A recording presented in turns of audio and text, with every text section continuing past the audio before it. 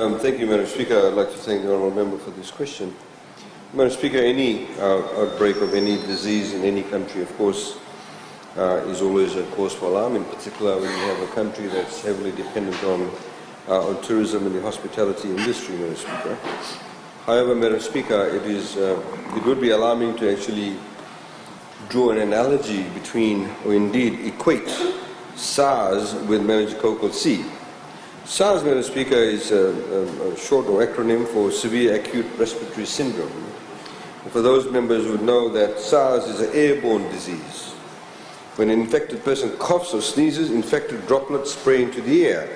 And that's how you catch SARS, by just simply inhaling or touching these air particles. The effects will, of course, be devastating, particularly in a highly populated country like Asia or countries in Asia.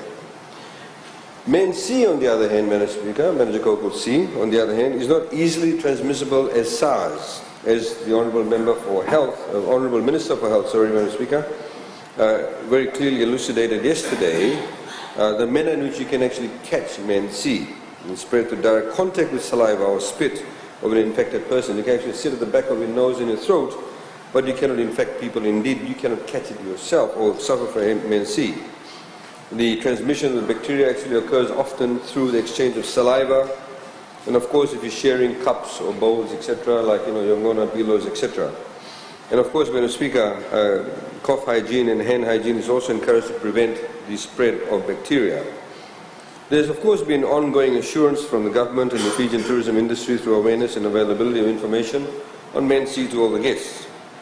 The bulk of our tourism arrivals, Madam Speaker, come from two countries, which are Australia and New Zealand. We continue to have them. Approximately 67% of our arrivals come from those two countries. Men-C, of course, Madam Speaker, is not a new disease to Australia and New Zealand. In fact, there's been more deaths in Australia and New Zealand from meningococcal than has been in Fiji. And therefore, of course, Madam Speaker, for example, in 2003, Australia had a Men-C vaccine on its national immunisation schedule for all children at the age of 1 from 2003 to 2006. They had a vaccination program for everyone between the ages of 1 and 9. Other developed countries like UK have also had a vaccine on the national immunisation schedule since the late 1990s and 2000.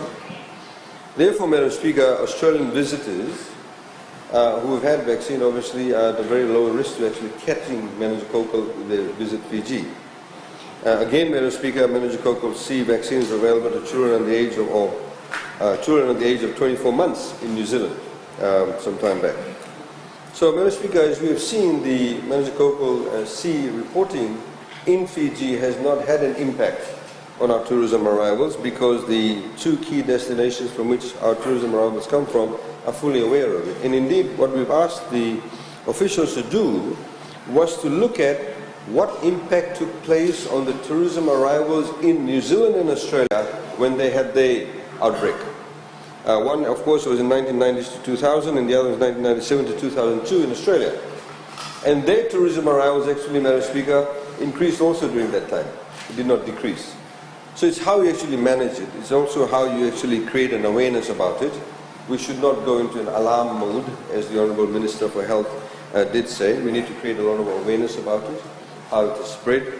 In fact, it was interesting. I was 2 nights ago, I was somewhere where they had some cover, and everybody was saying, look, I want my own billow. So people actually becoming more accustomed to it. They did not want to share other people's billow. So, whilst this awareness is going on, people may actually want to take those types of measures. As far as the visitors are concerned, Madam Speaker, the Ministry of Health and Medical Services continue to advise basic hygiene measures. A frequently asked questions section is actually on the Ministry's website, www.health.gov.fj, where people can get information. Online travel platforms such as Smart Traveller and TripAdvisor have been issued and reviewed Men-C advice in line with advice by local health authorities, which is generally to exercise normal safety precautions. For media and general inquiries received through Tourism Fiji's regional offices, media statements were prepared referencing information shared by the Ministry of Health and Medical Services. Visitors were also referred to the fact sheet and information available on the Ministry of Health and Medical Services website also, Madam Speaker.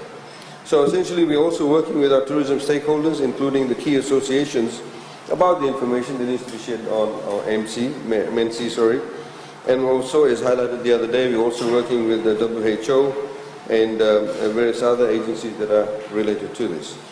MNC, Madam Speaker, is not seen as a detractor to visitors coming to Fiji, and most are of course familiar with the disease, most are aware because most of these countries, including the industrialized countries, have had MNC equivalent of this or little outbreaks, whether it's localized or on a national basis.